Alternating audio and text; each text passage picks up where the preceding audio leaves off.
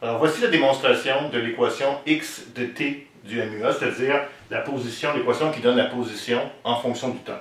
Le résultat qu'on va obtenir, x égale x0 plus vx0t plus 1 demi axt carré, nous dit que la position finale est égale à la position initiale, plus la vitesse initiale fois le temps, plus un facteur de correction qui dépend de l'accélération, équivaut 1 demi axt carré. Pour démontrer cette relation, une manière simple est de considérer le graphique de la vitesse en fonction du temps.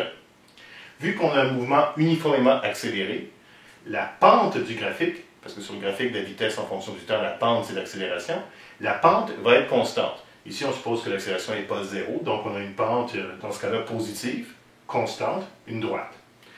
Le déplacement sur un graphique Vx en fonction du temps, on sait que c'est l'aire sous la courbe. Donc si on peut évaluer l'aire sous la courbe, ça va nous donner le déplacement. En rajoutant le déplacement à la position initiale, on va trouver la position finale. Alors justement, l'aire sous la courbe ici, on a un rectangle dont la base est t, parce qu'on suppose que le mouvement commence à l'instant initial 0 jusqu'à l'instant t. Donc la base est t. La hauteur du rectangle ici, c'est Vx0, la vitesse initiale. Donc l'aire, Vx0 fois le temps. Maintenant, ici on a un triangle. Le triangle a une base t aussi. Et puis la hauteur du triangle correspond à la variation de vitesse pendant l'intervalle de temps. Mais on sait que d'après l'équation Vx de t du MUA, qui est Vx égale Vx0 plus axt, on rajoute Vx0 plus axt, donc c'est axt, l'accélération fois le temps, qui est la variation de vitesse.